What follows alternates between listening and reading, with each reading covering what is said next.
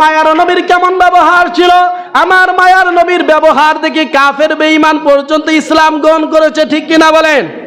আল্লাহর পয়গম্বর বিশ্ব নবী রাহমাতুল লিল আলামিন যখন মক্কা বিজয়ী হলো, মক্কা বিজয়ী হওয়ার পরে আল্লাহর পয়গম্বর রাস্তা দিয়ে চলা আরম্ভ করে দিলেন।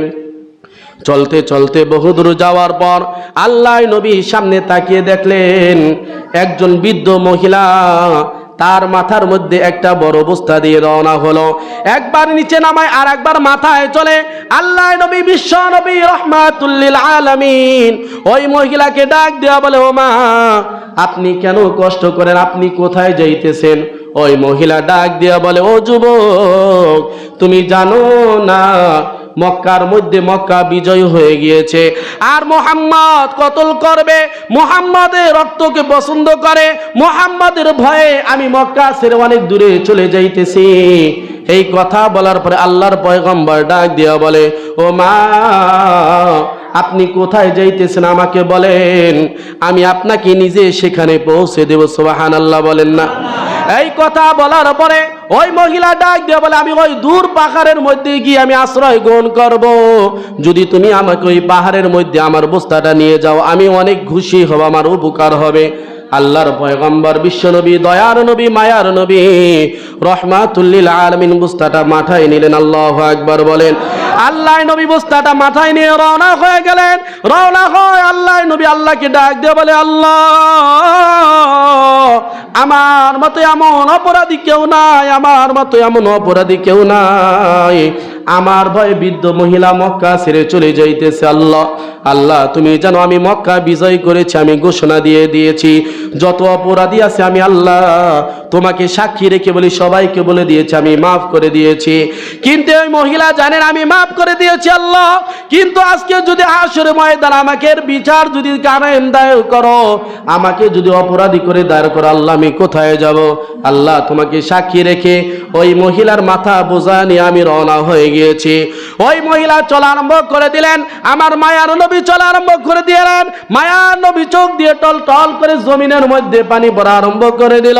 আল্লাহর পয়গম্বর যখন দূর পাহাড়ের নিকটবর্তী গেলেন, যাওয়ার পর ওই মহিলা ডাক দিয়া বলেন, ও যুবক, তোমার মাথার থেকে এই বোঝাটা নামাও, এখানে আমি থাকবো।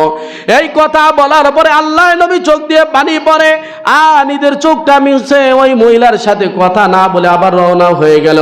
রওনা হয়ে যাওয়ার সময় মহিলা ডাক দিয়ে বলে, ও যুবক, তুমি কোথায় যাইতেছো? এই পথে তুমি যাও না, তুমি এই পথে যাও। আল্লাহর পয়গম্বর বলেন, আমি এই পথে গেলে কি হবে, এই পথে গেলে কি হবে? মহিলা ডাক দিয়া বলে, ও যুবক, তুমি যদি এই পথে যাও গেলে তাহলে মুহাম্মদের সাথে তোমার দেখা হবে, আর মুহাম্মদ তোমাকে হত্যা করবে। মুহাম্মদের ভয়ে তুমি এই পথে যাও না, এই পথে যাও। এই কথা বলার পরে আল্লাহর পয়গম্বর ডাক দিয়া বলেন, ও মা, আপনি কেন মুহাম্মদকে ভয় পান, তার কারণ কি? ওই মহিলা ডাক দিয়া বলে, মুহাম্মদ হলো অত্যাচারী মানুষ, মুহাম্মদ রক্তকে পছন্দ করে, মুহাম্মদ হত্যাকে পছন্দ করে। এই কথা বলার পর আল্লাহ নবী বলে, মা, আপনি কি বিশ্ব নবী মুহাম্মদকে দেখেছেন কিনা? ওই মহিলা বলে, আমি না, দেখি নাই। ওই মহিলা ডাক দিয়া বলে, তাহলে আপনি কেন তাকে ভয় পান? আপনি তাকে দেখেন না, এই কথা কে বলেছে? ওই মহিলা ডাক দিয়া বলে, বৃদ্ধ মহিলা বলে, আমাকে আবু জাহেল, উতবা, শাইবা বলেছে মুহাম্মদের মতো জালেম আল্লাহর জমিনে কেউ হতে পারে না।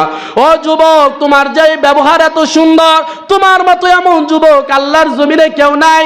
এই কথা বলার পর আমার মায়ার নবী চোখের পানি ফেলায় আর আল্লাহকে ডাক দিয়ে বলে, আল্লাহ, আমার মতো অপরাধী আর কেউ নাই, আমার মতো অপরাধী আর কেউ নাই।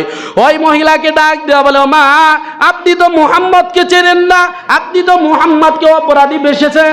আজকে আপনি দেখেন আপনার সামনে যেই যুবকে আছে, ওই যুবক কোনো সাধারণ যুবক নয়, ওই যুবকই হলো বিশ্বনবী রাহমাতুল লিল আলামিন, তিনি হলেন আল্লাহর পয়গম্বর মুহাম্মদ। সুবহানাল্লাহ। এই কথা বলার পর ওই মহিলা পাগল হয়ে গেল। ওই মহিলা ডাক দিয়ে বলে, যুবক, তোমার মতো এমন ভালো যুবক আল্লাহর জমিনে কেউ হতে পারে না, কিন্তু তোমার নামে যেই কথা বলেছে উতবা সাইবা আবু জাহেল, এই কথা তুমি কোনোদিন করতে পারো না। ও মুহাম্মদ, ও বিশ্ব নবী, আমি বৃদ্ধ মহিলা আর দেরি করতে চাই না, আমি আর দেরি করতে চাই না।